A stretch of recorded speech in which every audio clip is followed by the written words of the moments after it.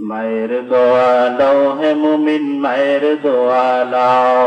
বিপদে পড়বা না তুমি যখন যেথায় যাও, বিপদে পড়বা না তুমি যখন যেথায় যাও। মায়ের দোয়া নাও হে মুমিন, মায়ের দোয়া নাও। বাবার দোয়া নাও হে মুমিন, বাবার দোয়া নাও। মায়ে যখন দোয়া করে চলে যায় ওই আরশ করে।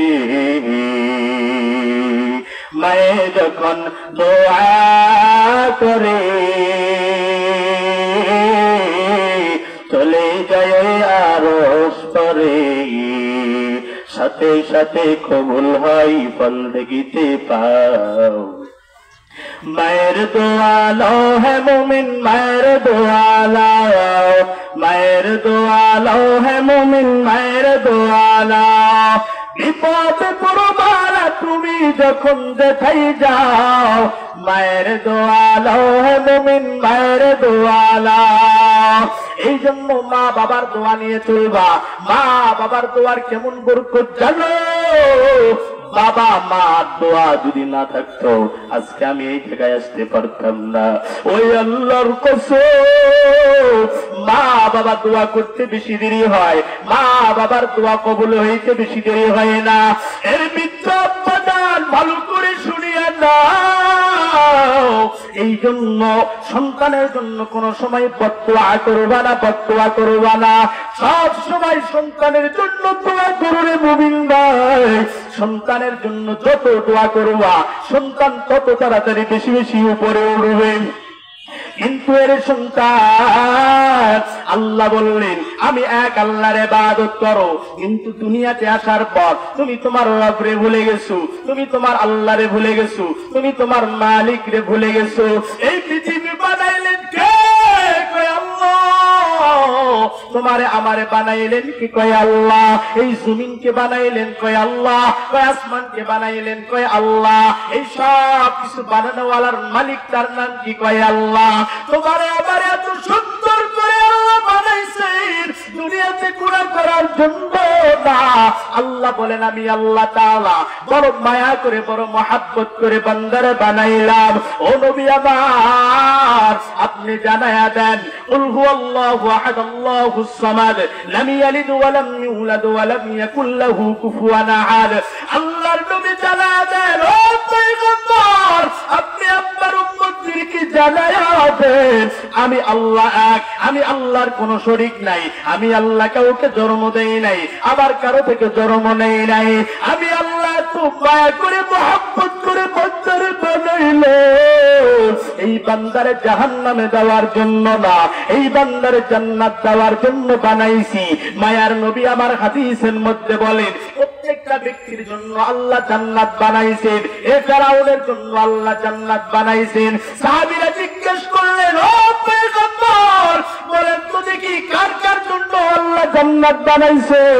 আল্লাহর নবী ডাক দিয়া কয় নমরুদের জন্য আল্লাহ জান্নাত বানাইছেন, ফেরাউনের জন্য আল্লাহ জান্নাত বানাইছেন, কুখ্যাত কাফের হামানের জন্য আল্লাহ জান্নাত বানাইছেন। আল্লাহর নবী ডাক দিয়া কয় সবার জন্য আল্লাহ জান্নাত বানাইছেন।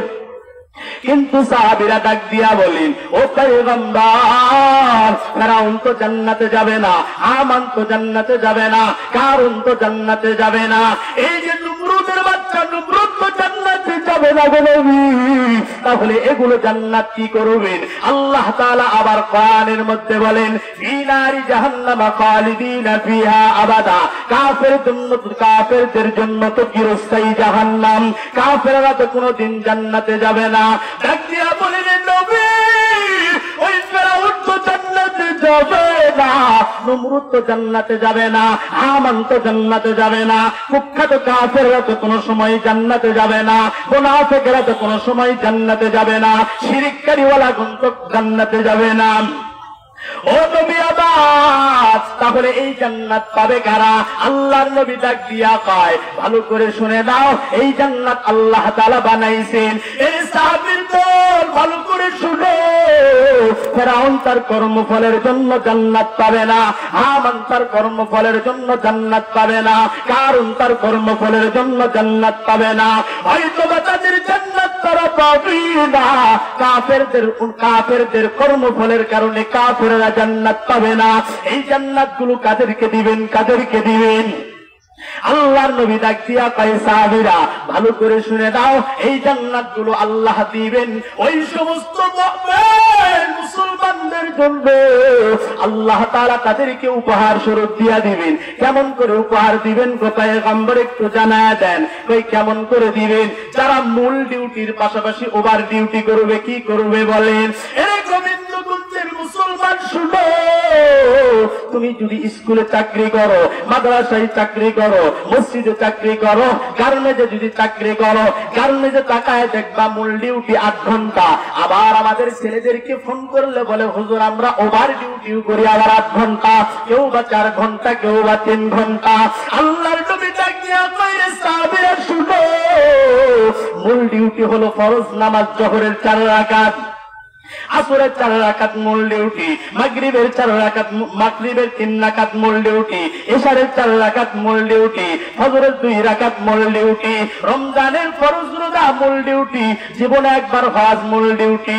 এ সাহাবীরা ভালো করে শুনিয়া নাও, যারা এই মূল ডিউটির পাশাপাশি ওভার ডিউটি করবে, ওই পয়গম্বর ওভার ডিউটি আবার কারে বলে? ওই জোহরের নামাজ পড়বে, সঙ্গে সুন্নত করবে, নফল পড়বে, আরো অনেক অনেক ইবাদত করবে।